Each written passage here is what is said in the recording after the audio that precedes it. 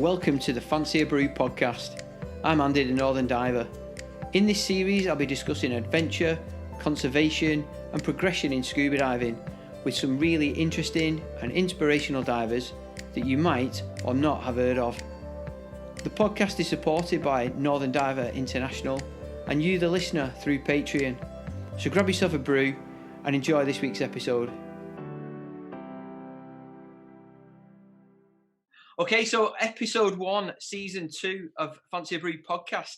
Welcome Stephan Whelan from DeeperBlue. If you want to give us a little bit of an intro, mate, tell us who you are, what you're about, and then we'll just see how the conversation rolls. Fab, Andy. Thanks so much for having me on. So I'm Stephan Whelan. I'm the founder of deeperblue.com, which is a online community and magazine for divers of all types. It is for free diving, for scuba diving, tech diving, travel, ocean conservation. We have a massive community reaching over 750,000 people a month across our various different channels. And a bit like you, Andy, we also have a podcast as well, which I enjoy talking into a microphone just as much as you do, I think. So it's a real pleasure to be on this side of the microphone rather than on your side of the microphone for once. So thanks for having me on. You're very welcome. I find being on your side, because I've been on a couple of different podcasts now, and one was put out this morning, and I've been on that one twice. I find that so intimidating because I don't know what questions are coming. Now, I haven't got any horrible ones for you, I promise. But you just don't know where the conversation's going to go sometimes, do you? And I find it a little daunting, but equally fun. Well, does that mean I need to be worried that you've got all these like weird questions for me? Well, should I be feeling daunted right now? That's the Yes. The first question is, what brew have you got? Oh, it's just a black coffee. It's nothing particularly exciting. I just enjoy good black coffee. So terribly unexciting, I'm afraid. I find the title Fancier BREW works really well for me because I love a cup of tea, and I'd sooner have a cup of tea than a beer. Honestly, I really would. But depending on who I speak to in the world, they quite often think it's a beer, brew like a brewed ale, and I'm like, why have you turned up with a beer, mate? We're supposed to be having a cup of tea here. Well, interestingly, so DeeperBlue, we work a lot in the industry as well, and every year at the DEMA trade show in the US, which is a big international trade show, we host a fairly large party. I think it's been called one of the best parties at the show, which is a great honour. Wow. But we call it Breath Hold and Brew because it was originally about the freediving industry getting together at the show. So Breath Hold and Brew, and in that case, it was about adult beverages. Which, but we're recording this in the morning, so I did think it was going to be more tea and coffee rather than beers. Although it is between Christmas and New Year, so it could have been Irish coffee. Oh, that'd be nice. So DeeperBlue's been going 21 years, mate. That's epic. Yeah, well, actually, it's longer than 21 years now. It's 24. It's 1996 is when when we first came into existence. Pretty fantastic journey, to be honest. So it all kind of started at university. So maybe let me wind back a bit. So. How did I start at university? So I actually started, I was very lucky. I actually had my first diving experience when I was 8 years old. I was on holiday with the folks in, I think I was in the Canary Islands, if I remember correctly. And some guy comes along, walking along the pool going, does anybody fancy learning scuba or trying scuba? And in my mind, he's some sort of, I can't remember what, one of the films like Along Came Polly or something like that. It was some guy in little Speedos and long flowing hair and a hippie and want to fancy learning scuba. Not Gary Dallas, was it? Not Gary Dallas. Yeah, significantly less hairy than Gary, from what I remember. But and I was very lucky. My parents said, would you like to try scuba diving? Try this thing called scuba diving. And I went, yeah. Fantastic. And they threw you in with a mask, fins, and just a cylinder with a reg on the back plate. There was no BCD or anything. Just chuck you in the pool, and there I am swimming along the bottom of this, 1.8 meter pool or wherever it is, and enjoying myself, absolutely loving it. And I remember looking up, and it was you're only supposed to be down for like 5 minutes or something. It wasn't, a proper try dive at all. This was, quite a while ago. So it was, safety and that sort of stuff was slightly less less in play than it is now. And yeah, so I remember looking up, and they're giving the up signal and say, "Can you come up?" And I basically pretended I didn't see it, and they had to send someone. They had to send someone down to come and get me off the bottom of the pool. So that was the start of my diving journey, and I loved it. I never in a million years would I have ever have imagined that it would have had such an impact. That 1 5-10 minute experience at 8 years old would have had such a profound impact on my life.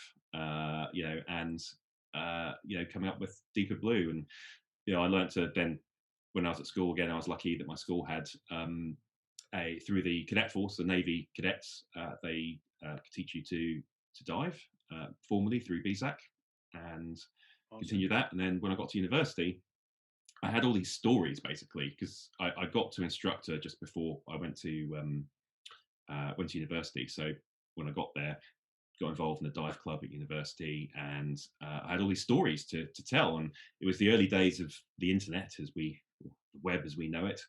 And I had all these stories. I'm like, I'd be interested in setting up a website. I think one of my modules on my course was learning how to code websites, because in those days you actually had to learn to code a website, all sorts of arcane stuff behind the scenes. You had to learn. It wasn't WordPress then, like I've got. No, where you can just drag and drop. It's no drag and drop, I'm afraid. It was proper open up a text editor and type in stuff. I feel sick. Yeah, exactly. And yeah, you hand cranked this website, which you can go back on. There's a website called Wayback Machine, which you can go and have a look at. A website will look like in all the history, and it doesn't quite have all the history of DeeperBlue, because we changed. It was originally hosted on like a little subdomain of my hosting provider at university type thing. Yeah. And then it formally became deeperblue.net and then deeperblue.com, and it was. But I mean, it was a very garish, dark blue with like bright blue bits to it, with white text and so on.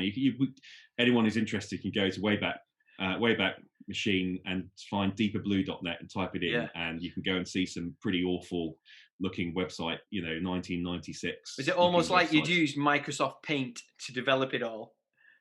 A little bit, yeah. Probably looks like something one of my kids would have put together if they threw a bunch of paint at a thing. So that's where it all started, to be honest. And it's just grown and grown, and it's 24 years now, and it is an utter privilege to reach so many people and talk about diving all the time. It doesn't mean I don't get to go diving quite as much as I'd like to. I end up talking about it more than I actually do it these days. But it is an absolute privilege reaching so many people and seeing people respond to the different things that we do. So we've got a forum. We're one of the we like to describe that we were the original social media for divers before Facebook and Twitter and Instagram and all these great things. People used to get up in the morning, get themselves dressed, have a brew, and generally go to work, open up your computer at work, and one of the first things you do is go and check out your favorite website or forum at the time. And DeeperBlue was one of the most popular forums back in the early 2000s for diving and free diving as well, which is one of our core topics that we cover, as well as scuba diving.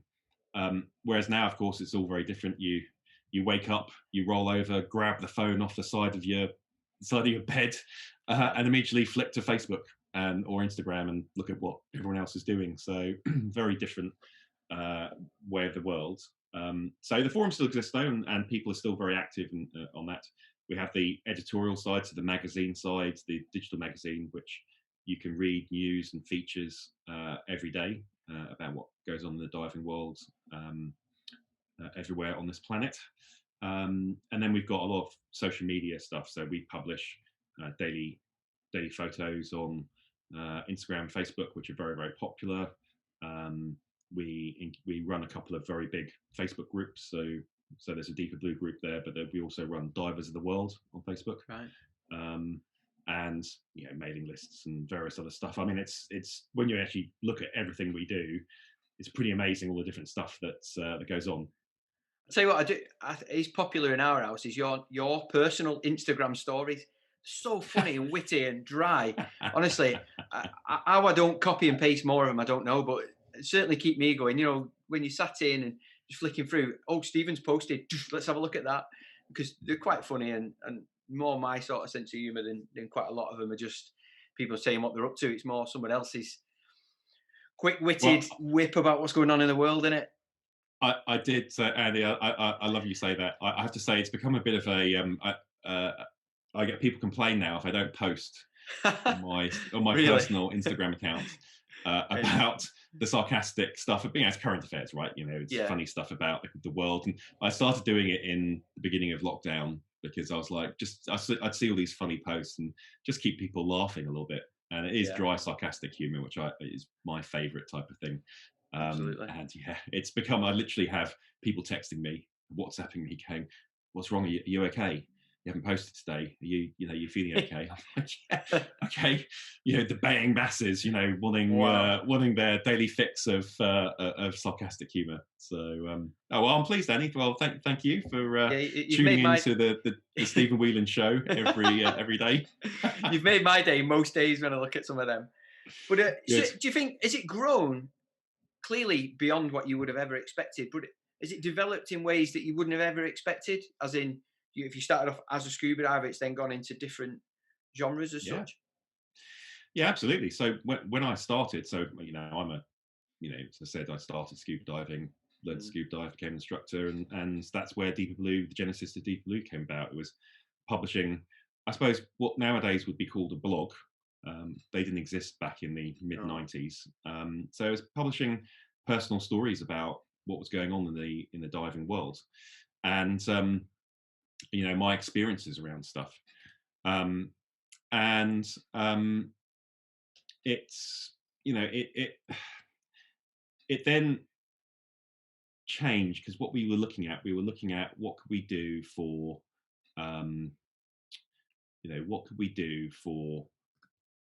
getting people into the sport. So we were very interested in trying to understand encouraging people to go scuba diving, and I was particularly interested from a university perspective and young people. How do we encourage young people to go into the sport? And I was talking about snorkeling, and I was actually at the BSAC conference back in 1998 and in Harrogate, and we were talking to various people in BSAC about, I was talking to various people in BSAC about how to encourage people, and it was very much around snorkeling and how do we do that. So then I started looking at snorkeling content, and I ended up combining with a website out there that featured snorkeling content, but it also covered this thing I never heard of at the time called freediving, and which is a weird and wonderful sport of holding your breath and going down deep, which has become very popular now. But back in those days, no one had ever heard of it. And we started publishing and covering freediving as well. And the forums ended up being a very popular part of. So for probably 10 years until the mid 2000s, we were very synonymous with being about freediving. So it was all about breath holds. There was a little bit of things around breath hold spearfishing as well that was on the forums and stuff. And scuba diving really took the back seat for DeeperBlue as the occasional feature article or news post that we did, but it was all around freediving. And then it was sort of mid 2000s that we started becoming more rounded again, coming back to the scuba side of things. Tech was becoming much more of a mainstream activity in the diving world. The two growth areas in the sort of 2008 to 2015 were free diving and tech diving. They were the two growth areas in the diving industry. So we started covering that again. In more recent years, ocean conservation has become a huge element of what people are interested in. People, things like Blue Planet 2, those sorts of programs have become very much something that people love, to know more about the oceans and want to protect the oceans. So we cover that, and we try and keep people educated around that. So it's adapted over time. Apart from the just technological stuff as well, I talked about how people consume content and interact with brands has changed over the years. It's no longer fire up your modem with all the screeching and wailing of the modem, and back in the day, to then log on. And then someone picks up the phone downstairs and it cuts off. Do you remember that? I do. I was in the early days. There was, in addition to being diving related and obviously being a bit of a geek, I very much was into online gaming when it first started on the PC. And there was a game called Doom that was out back in the late 90s. Back in those days, before you had the internet, you had to plug your computer into your phone line, and you had to go and connect directly to someone else's modem on their phone line. And invariably, someone in the house would go and pick up the phone to go and call someone, and you'd be in the middle of a game somewhere and screaming down from wherever you were based in the study or your bedroom, whatever it is, at the other people going, "What are you doing? Get off the phone! I'm trying to play a game." I couldn't imagine that anymore. That's just nightmarish, isn't it? It's a very different world now, very different world, and I just have to look at my young kids and how they're consuming content, and how they adapt and use technology, which just didn't exist back in the day. And that's the biggest thing. It's everything's adapted over time. If you look at what people do, when I learned to dive, I learned an ABLJ, the old toilet seat that you put over your head. The big orange one, such thing as a big orange one. No such thing as a BCD in those days. It was all ABLJs. Which I went back and watched some of the Bond movies. I'm rewatching all the Bond movies, and I think in the 60s and 70s, that was on Bonds, that was the latest technology. So but now if you look at the stuff and what brands are coming out with, are totally amazing. If you look at what you can do with tiny BCDs, wings obviously has become a very popular thing over the last few years. In fact, I've fully converted to being a wing advocate as well. Very different to how we all started, and technology not only just on the internet side of things, but also on the diving thing, has adapted over so many years. I was quite fortunate. The lads that I was diving with when I first picked it up, they all were like, "Right, let's sort out your kit, Andy. This needs to go on eBay. This needs to go on eBay. Everything needed to go on eBay," and it was because they were sort of very tech and cave orientated. So my second BCD, if you will, was a wing. And then it was dead easy to transition onto a twin set, because it was just take off the bladder and put a new bigger one on. And literally everything, you're at home, if it was the same. And certainly now I've moved on to a JJ, it's pretty much the same backplate and harness. There's not a lot of difference, which is, when I've been doing some YouTube videos, I've always tried to influence people to future-proof what they buy now. If you buy the right first stage regulator, you'll only have to buy another one if you were to go onto twin set or side mount, rather than if you buy one that's for warmer waters, as soon as it comes winter, it'll not be suitable. So trying to look at how you would buy kit and why, rather than just what's everyone wearing or what's everyone using or what's the latest fashion or gimmick, because I wasted so much money in them first couple of months before my mates grabbed hold of me and said, "This is where you're going wrong and this is what you could do better." So definitely a wing advocate. And I think also the way we go about buying kit these days is very different. And it's true about, it's not just diving kit, it's how you buy your groceries and how you go and buy clothes and all sorts of stuff. It's all online, right? And it's sometimes difficult to get the same community feel. So back when I was first looking at kit, it was your local dive club. You'd go and chat to people and get experience and understand what's going on, and you'd basically save up for once a year to go to one of the dive shows, and that's where you go and buy your kit. That's no longer the case, right? It's in fact, dive shows are they're a bit of a dying breed. Go Diving is probably the only show that's innovating at the moment in the UK, at least. There are other shows around the world that are innovating, but in the UK, the other dive shows that Birmingham, London, those sorts of things. London doesn't exist anymore. Birmingham is declining. There was the Great Northern Dive Show that ran for a few years, and that then stopped. It's the ability to go and interact and talk to people and touch and feel kits and that sort of stuff is a lot harder these days.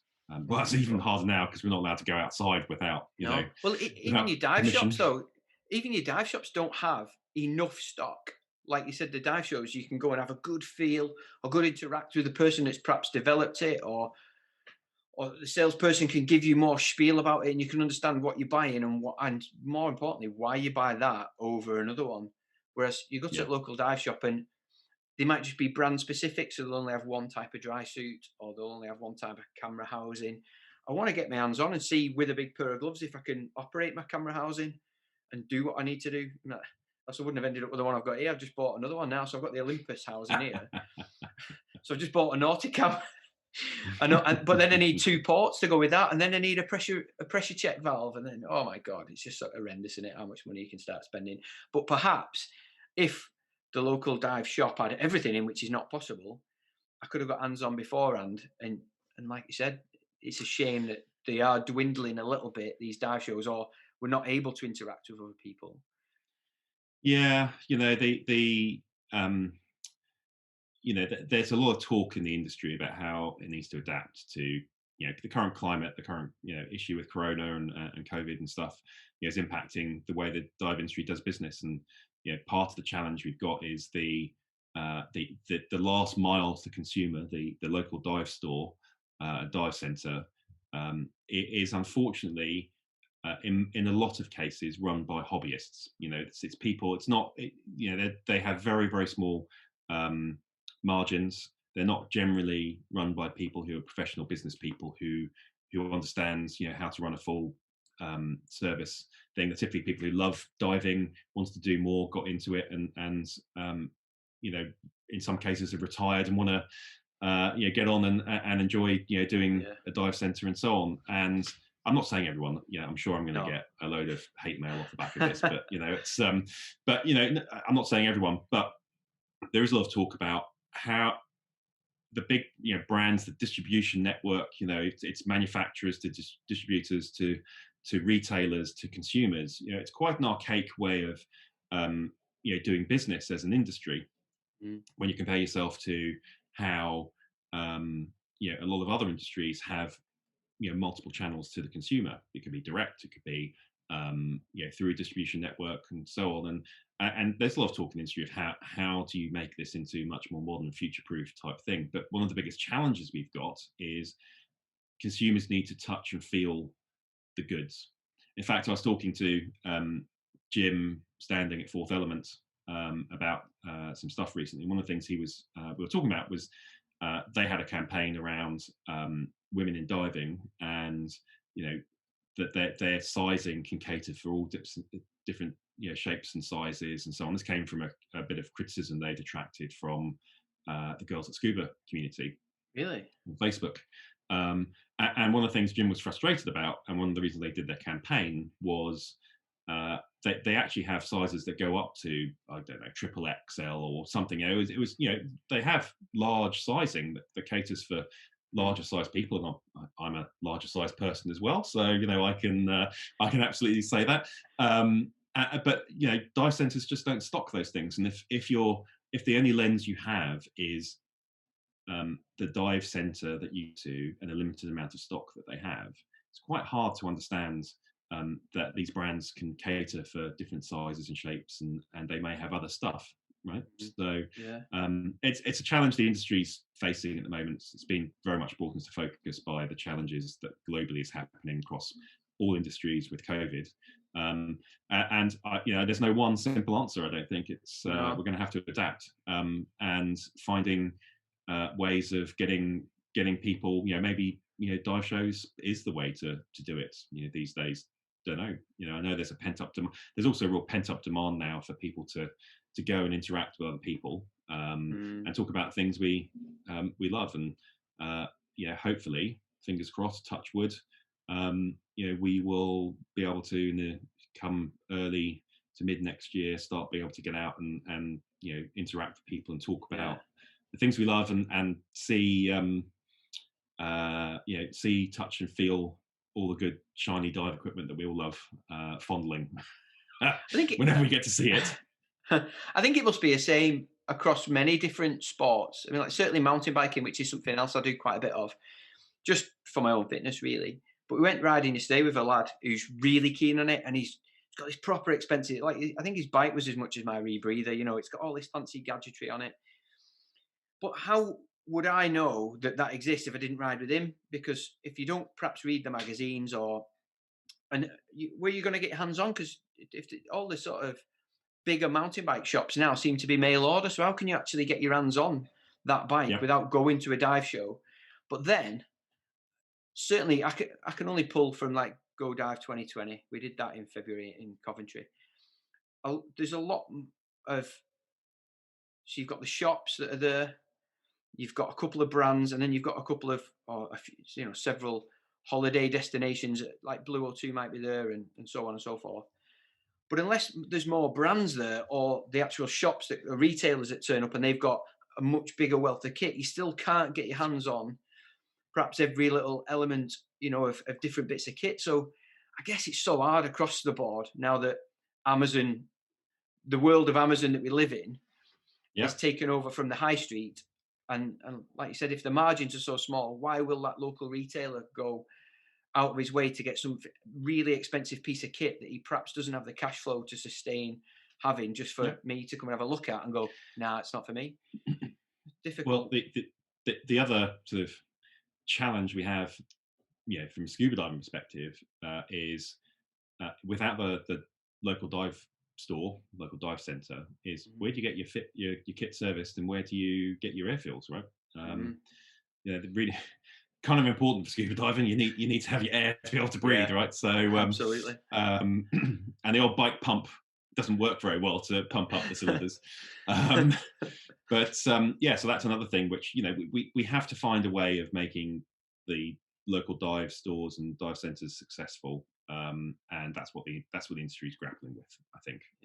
And part of it also is we need to make the courses more expensive. We need to make it a sustainable business for people to do. There's a kind of race to the bottom attitude in the diving industry of we'll make it as cheap as possible, make it a commodity, and more people will do it. But you're not really being fairly compensated for the expertise. And if you think about how much money you spend to become an expert in what you do, an instructor in what you do, your courses have to be fairly represent the amount of investment that you do and what the instruction that you're imparting back to the individual.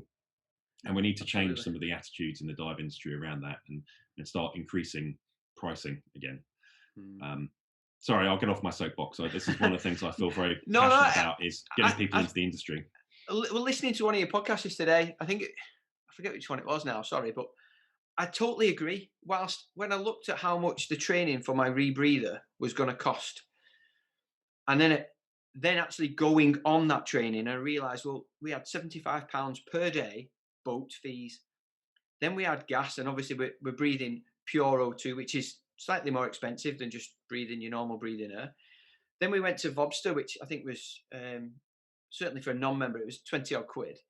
But then there's the travel in between, so it's 200-mile round trip. He's got a big lockup, like a big garage workshop sort of thing. So we were in that, so he has to pay for that. Mm-hmm. Then he's got the expertise that he's put into me outside of the 5-day course. So beforehand, he gave me an hour or two of his time. We did a podcast, me and Kieran Hatton. So I picked his brains to understand why I was buying a JJ, not to buy any other brand that was out there. And since then, he's been well open to me, emailing him, asking him little questions. Should it be doing this? What happens if I do that? And he's straight on it. He's not left me behind and forgotten about me. So the amount of money I spent isn't just for 5 days, him taking me diving. It's for so much more. When I don't think you can really put a price on the value that that's given me. So, but then to take that away, to put that on like a flip side, club divers who are not getting paid and volunteering their time that they've they've had to put in their hand in their own pocket to become an instructor, and then try and impart that knowledge on someone that is just doing it because they want to, perhaps, and they're not paying it, so they're not as invested in it. Whereas I had to pass that 5-day course. There was no way I was going back, because I'd paid such a substantial amount of money. I didn't want to go diving again to finish the learning. I wanted to be done and come home and practice. So it's very hard, isn't it, to look at it. But I think you're right. Expense, you need to look at making it pay for you as an instructor, and then us as a diver seeing the value in the instruction. Yeah, totally. And if you think about, you talked about mountain biking. If you think about skiing or snowboarding, if you think about any of the outward bound activities, you can pay a very substantial amount of money to go and learn to do something or do an activity or things. The kind of entry level, open water, PADI open water, or BSAC open water, or any of those sorts of things. The thing is, we're charging 200, 300 quid for those things at the moment. That's the entry level, and actually it's only got to that pricing because it is this race to the bottom type mentality of, well, I can't charge more because Joe Bloggs up the road who runs another dive center is going to undercut me. And for me, it's about value selling. You need to be able to sell the value to the consumer and why they should buy from you, and worry less about what Joe Bloggs up the road is doing. There's always going to be someone who's cheaper than you. Yeah. It's just thing. But if you can impart and deliver the understanding of the value. So Kieran, you talk about Kieran, right? So he's a very well regarded rebreather, technical diver, works in the film industry as well, doing stuff and so on. And he has a huge amount of experience that he can impart, which is why he can charge a lot of money. We also need to understand that can happen at a entry level, consumer level stuff as well as learning to dive. And why should you learn from this dive centre? The example I always use on this one is Diving Leisure London. Sadly, no longer exists, but that was the dive centre that Paul Toomer, who's now president of RAID, it's where he started doing stuff. And it was, the store was on a back street in Battersea in southwest London. Okay, it was in a residential area, nowhere near the water, and it was an immensely popular club. Their club nights could easily attract 100, 200 people coming and having a drink. The shop was always full of people milling around, chatting. Did club trips everywhere. They used to certify a huge number of people at all levels, and it was because on paper it shouldn't have worked. Back streets in the middle of a residential area in London, nowhere near the water. A tiny shop. It shouldn't work, but it did because they charged reasonable amounts of money. They fostered a culture of club culture around it. There was a bit of a cult of personality. Toomer is a personality, huge personality, and there is a bit of a cult around it. But there are other people who have made their careers out of it. So Lou Ginman, who is works, he's out in the Paz in Mexico. He's an underwater photographer and videographer. Works a lot with Natural History Unit for the BBC. So a lot of the documentaries that get produced and the thing that's out in that area of the world, he gets involved with. He started off life as a shop assistant essentially in Diving Leisure London, as have a lot of people in the dive industry. And I think that we need to get back to that sort of thing. People need to be passionate about what they do and feel confident that they can build a business around this. And that's where Toomer approached it. He was like, I need to make money out of it. You can't approach it that you're going to lose money on stuff. You have to make money. So anyway, sorry, the soapbox it's getting higher. It's all right. But it does stand to reason, because I went to Ollie van der Beek's Dive Life in Manchester a couple of weeks ago. I needed some O2. There was nowhere around here that I'd fill. And he was just further than anybody else, but he was the only place that was open. Now, after speaking to him on the podcast in, say, October time, he was talking how he was trying to develop his business. It sounds very much like Paul Toomer, and clearly he's a RAID instructor, trainer, and I think he's doing their technical director or something now, or no, training director, that's what he is. So when I turned up there, I was welcomed straight away. Here's a cup of tea, Andy.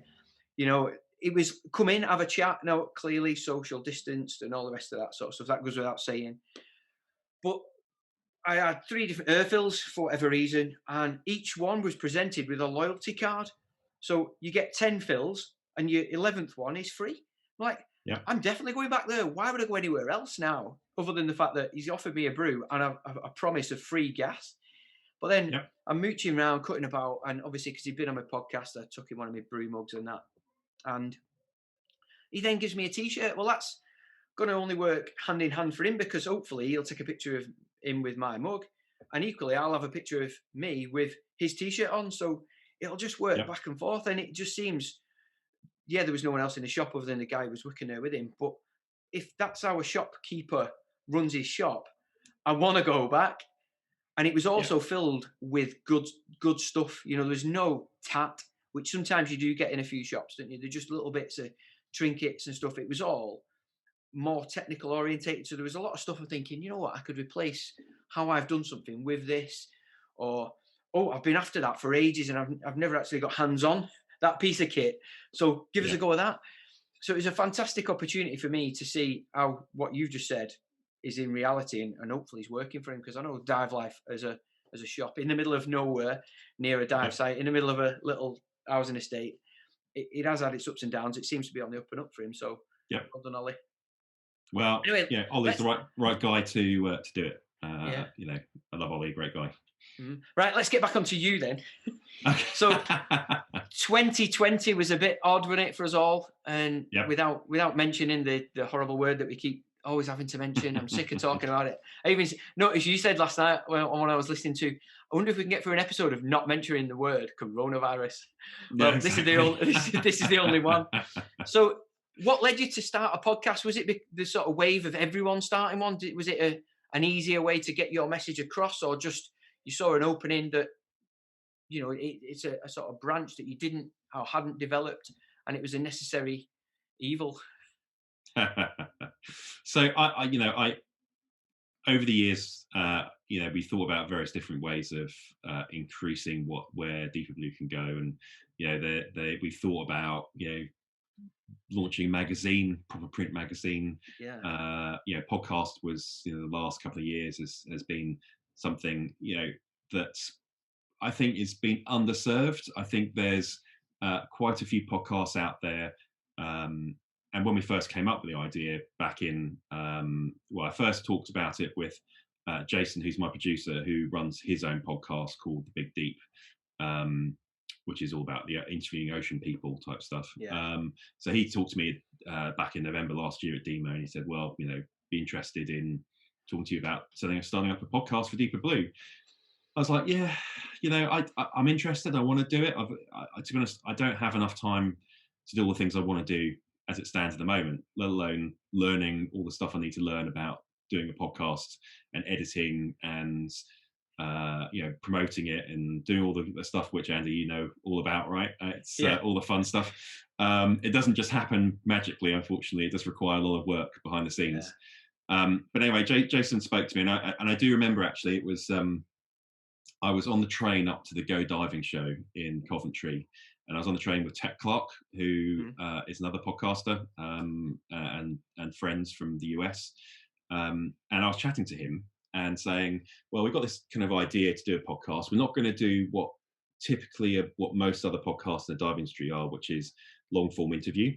You interview one guest for 40 minutes, an hour, whatever it is, like what we're doing right now. Which absolutely have their place, and people, you can get into some really deep conversations, which I'm sorry we're not getting into, Andy, this time. Behave yourself. We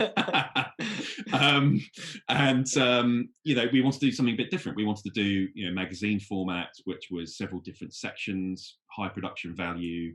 We wanted to do a bit of news, interview. We wanted to get listeners participating. So best dive ever was the way we did that. We wanted some tips. Anyway, so we chatted it through. I was talking to Tech, and I was telling Jason's really nagging me, really interested. He's really interested in doing this. I'm not sure I have got time. And Tech said, do it, just do it. It's it'd be fantastic to have DeeperBlue do this. I also was a bit like, well, I'm not sure anyone wants to listen to me for 30 minutes every week, it's but he said no, he's interviewed me before, and he's like, you're a semi-interesting person. I'm sure people would be interested in hearing what you have to say and so on. And so I went back to Jason that weekend and said, look, let's do it. And obviously the world flipped on its head only a few weeks later. And we started planning in earnest to do it. And we launched, when did we launch? June time, I think, was the first episode of the podcast. And I'm really proud of it, to be honest. It's different. It's been very well received, although quite interestingly, when I first, so I can get I'm quite an extrovert. I get quite loud and animated around things and so on. But when I was coached quite heavily by Jason as to how to do things, and if you listen to me talking, particularly on a lot of the pre-recorded stuff, I'm quite calm and collected, and very it does come across. I noticed that straight away. I thought I probably need to take a leaf out of your book in that, the way I talk, because I wouldn't say I've got a heavy accent, but certainly, like, you had a Mexican lady on, and I didn't catch her name because typically Spanish speakers speak so quickly that one sentence sounded like one word, but yours, it flows very naturally, calmly, and with the background music, there's like the waves rushing in. It was quite relaxing to listen to. And when it got to the end, where it was my greatest dive, I wouldn't say I fell asleep, but I was so captivated by what they were saying, I'd almost wandered off in a daydream about what they were talking about. I missed the actual punchline of what they were saying was the best bit. So the high production value is kind of why I started mine. I thought there wasn't enough of what I would listen to that was done well enough. So I try alone, with what little experience I've got, to put out as good a content as I possibly can. Well, it's there's huge amounts of opportunity here for digital creators, in the diving space. I only go on podcasts that I like and listen to. So I do listen to yours, Andy, and Thank you, mate. I do enjoy it over a brew, both alcoholic and non-alcoholic brews. Love it. So there's lots of space to do these things, and the good thing about things like your one, for example, is you have lots of interesting people, different people coming on. There tends to be the same group of people in the diving world that pop up on all the same podcasts all over the place. And so the example I always use is Jill Heinerth. Okay, and I love Jill. I know Jill very well. Her story is absolutely amazing. Her book that she's written is amazing in its own right and stuff. But I can only listen to her story so many times before I'm like, well, I don't really want to listen to Jill's story yet again on this different podcast. And Jason's going to hate me on that one because he's just got Jill to part for Jill on the Big Deep. Brilliant.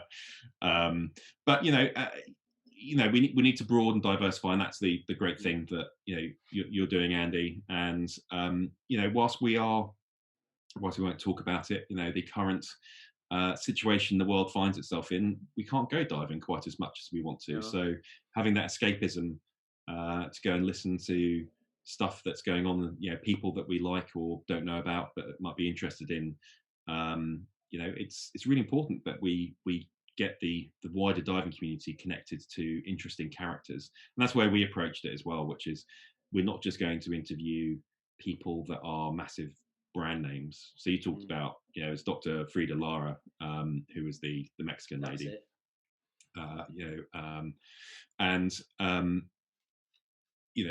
She's not someone that is particularly well known. You wouldn't necessarily find her on all these different podcasts, but the story she's got and the connection to the oceans and diving is amazing. And listening to, that's why we've always tried to approach it. And that's where I think you approach a similar thing, which is talking to interesting characters. Apart, obviously, I'm not that interesting, so sorry, I've broken the trend. But Well, I think those of us who are slightly naive to being in the public world or the public forum and want to make not so much a name for ourselves, but develop a community around what we're trying to do. I think naively we think if we get some named people on, that because you've got such a big following, if I interview you and we get on really well, and you publicize what I do, I might get a better following. But that doesn't work at all because I tend to find maybe they get off the phone and just think he's a dickhead. Him, I don't want to speak to him. But I do try genuinely to develop a bit of a friendship, and I'm not going to be emailing you every day. I'm not going to be calling you up saying, "Can I have something? Can you do something for me?" But just try and create a genuine friendship that if I ever see you at a dive site, you'll come over and say hello, or if I was at exactly. Go Dive 2020. But I think a lot of people that are running kind of podcasts like this thought, well, if we get the Andy Torbits on and we get Christina Zanato on and we do 10 episodes with her and him, they'll publicize me. And because they've got a big following, I'll instantly get a great following. Well, for me, it's more about quality. If you put that quality out, people will keep revisiting you and eventually talk about you. And eventually you'll get a quite sustainable following that people actually want to listen to what you're putting out. Yeah. And if you can follow it, like there's a bit of a routine to it, so there's an obvious start, middle, and end, or they can find themselves in the right place and they know what's gonna come from that, rather than it being a bit of a hodgepodge or mishmash, which I don't do. That doesn't. 15 years in the army, I don't do not routine and not understandable. It's got to be quite regimented. What I like. Yeah. No, absolutely. And part of the problem is, it's because these people, you talk about Torbs and you talk about Christina and stuff, these people are on multiple podcasts. They, and as I say, you can only listen to their story and what they talk about so many times before you go, well, I've heard it. So you need to have something find something interesting to talk about, and getting you need to have the big headline acts. You need to have, if you think about, I was thinking about going to music festivals when I was younger, right? So you go because of the big headline acts. But I used to love going in at midday, and going all to the backstages and listening to, I remember seeing Amy Winehouse before she was famous, in, I think I was one of 10 people in, the dance tent at like 11 o'clock in the morning. And she was playing to about 10 people before she was famous, and I was always grateful that I got to see it. Same thing for us as digital creators. You need to have the headline acts that draw people in, but the halo effect of, they go, well, this is really interesting, it's high quality, what else is going on, etc., and then they're going to listen to other stories, like that bloke who runs some website about diving. That might be. So let's talk about you specifically. What kind of diving do you like doing when you get a chance to? So I'm a pretty boring diver, to be honest. I don't go to super deep. I don't go into caves. I don't really don't have a lust for rust at all. I like poodling around. I like going diving, to be honest. That's the key thing for me. Getting my gills wet, as I call it. I'm a happy chappy at 7 meters in Raisbury, playing around in the mud as much as I am at 30 meters going outside a wreck in the Red Sea type thing. I would class myself as a recreational diver. I've done many years of teaching people to dive, and being looking after guiding trips, doing all that kind of stuff. I've done all those things. I just like going and plonking in the water and having a good time. I do like shark diving. I have to say, it's one of my or seeing big pelagic animals of any sort. I was very lucky. Mark Evans and I got to go to Fiji together back in 2018, and we did a week in Fiji doing shark diving, and that was absolutely epic stuff. I mean, diving with 40-50 bull sharks. We had about a 9-foot tiger come in as well on one of the dives and stuff. It was just absolutely epic. I loved it. I thought it was absolutely fantastic. But then again, I'm as I say, perfectly happy poodling around 10 meters, looking at some pretty fish. Enjoying myself. going back to me diving as an 8-year-old, looking, at the bottom of a pool, looking at the grate at the bottom of a pool. Not the most interesting thing, but I was loving it. So that's always been my thing. So where did you go in Fiji? Was it where David Diley did the of Shark and Man video? it was. So it was very interesting. So I actually won the competition. So when David first came out with the film, there was he did a crowdfunding Kickstarter type thing to get funding to go on the film circuit, and he ran a raffle. Depending on what level you bought at, you got entered into things. And I bought. I mean, I can't remember. It was something like 300 quid or 400 quid. I bought a ticket, or I funded at that level, and I got a fourth element Proteus wetsuit. I got a whole load of film swag, and I got entry into the Fiji competition. I ended up being the only person to enter in at that level. So I, by default, won the competition. So for 300 quid, I got an epic, brilliant wetsuit. I got a all expenses paid trip to Fiji for 2 people, and a bunch of swag from of Shark and Man. So I did quite well out of that. But I felt, it wasn't quite. I promoted it and I tried as much as I could to get other people to sign up, and he got lots of sign-ups just at lower levels, just not at that level. There's no other idiot who wants to spend that amount of money on stuff, but I did quite well out of it. So I spoke to David, and the tour, and it's obviously sponsored by the tourist board for Fiji, and I said, look, whilst I'm really grateful that I won a prize, let's make this into a proper press trip and actually get you some publicity and coverage out of it. So I spoke to Mark. Well, I first of all spoke to Mrs. Whelan and said, got this trip to Fiji. What do you think? Would you like to come? We can organise for the kids to come. Although my kids are quite young, 2, 5, and 7, but one was only just born, basically. And Vix was like, we're not travelling the other side of the planet with small children. It doesn't sound like a fun activity. As much as I'd love to go to Fiji, that's not a thing. Why don't you find someone else to go? And I was like, okay. And literally had Mark Evans on the phone already. And I was like, Mark, would you like to come to Fiji with me? And we did a press trip. So we went diving. We did diving at the north of the main island, with Volley Beach Resort, which was a amazing, fantastic resort out there. Thoroughly recommend people go and dive and experience that resort. Nick and the team there are fantastic. And then we went down to the south of the main island, where all the shark diving is. And we dive with both the shark operators there. So names escape me at the moment, but there's 2 shark diving operations there. We did both, and we stayed in 2 or 3 different hotels out there as well. So we got to experience 2 very different parts of the island. And one thing that really surprised me is the north of the islands, and considering the main island's pretty small, but it's got the big mountain volcano in the middle, so you can't really go you have to go around the island. You can't go straight through it.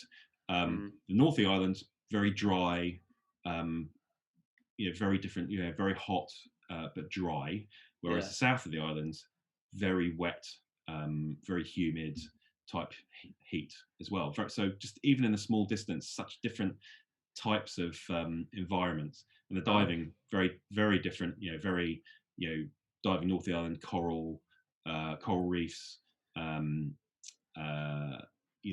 lot of it is dayboat diving around the place. You can do shore dive, you can do muck diving just off the shoreline and stuff.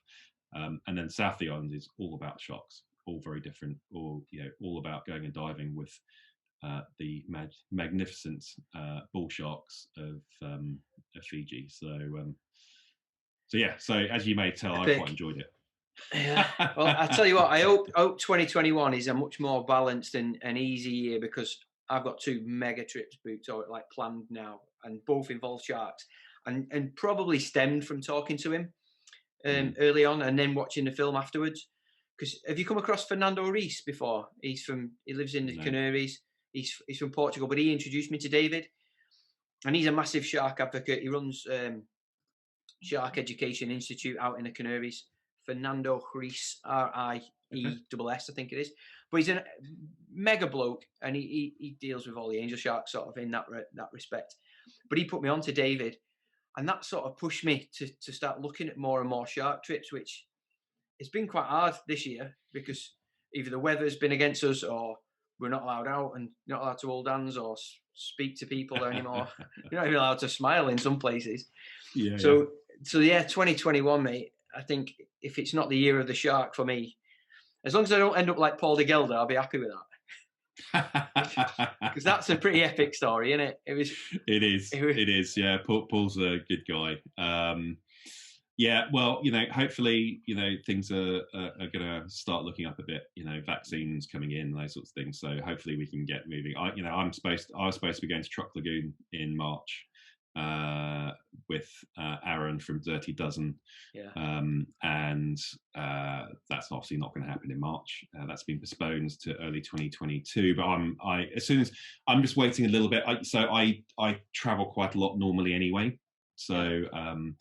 Because I've got a whole other part of my life in the IT industry, so not just about diving, it's also in the IT industry, which means I'm on planes literally every month going places. So I looked at my app that tells me where I've been, and my average year I normally do something like 55 sectors or 60 sectors of flying a year. I think my peak was somewhere over 100 in 1 year. It was pretty crazy, and I think I've done 2 this year. I did to and from Florida for a conference, and that was it. Didn't get to do anything else. So I'm itching to get back on a plane and go and see the world again. Go and do some stuff in the world. Go and talk to people, and hopefully do some diving. Wrapping this up now a little bit, I was looking through your website at different ways people can interact with your website as such. Mm-hmm. And I see there's sort of an invitation for contributors and new creators to do write-ups for you. Do you get many people coming forward with articles for you? Yeah, we get lots of requests to contribute. There's a lot of nonsense out there, to be honest. The problem you find is a lot of people think they can use it as a free publicity machine. That's basically the way they approach it.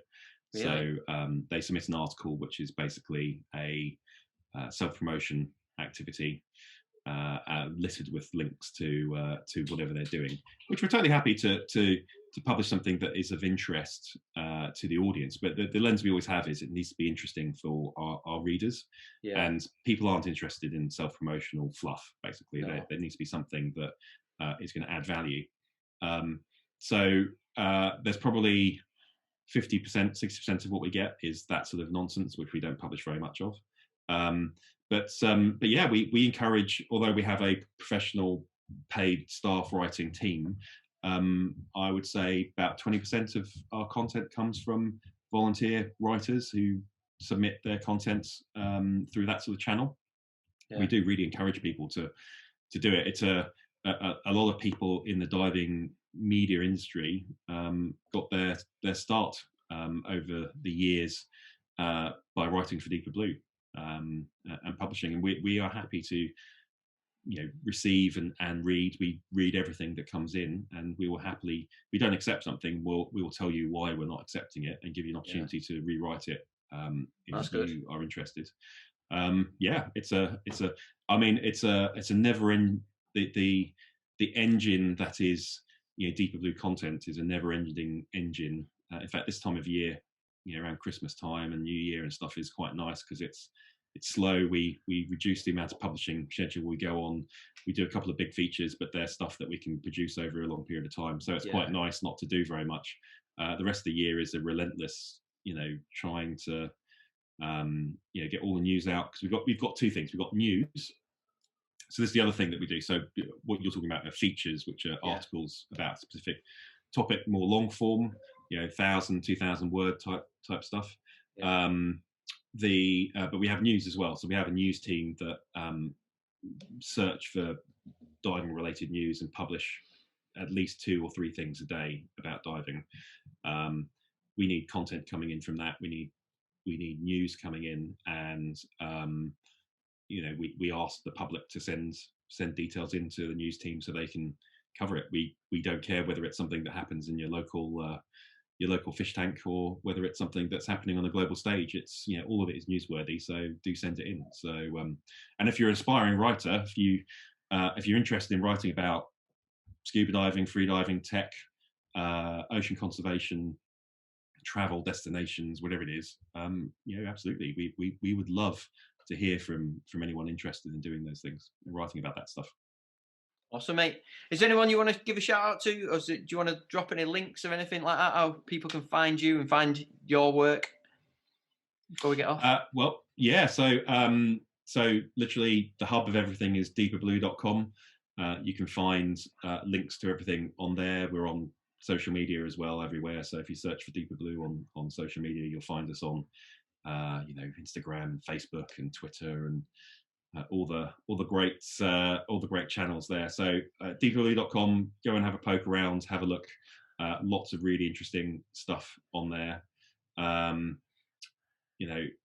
Podcasters on there as well. So after you finish listening to the latest Fancier BREW episodes, if you're interested, take a listen to the DeeperBlue podcast.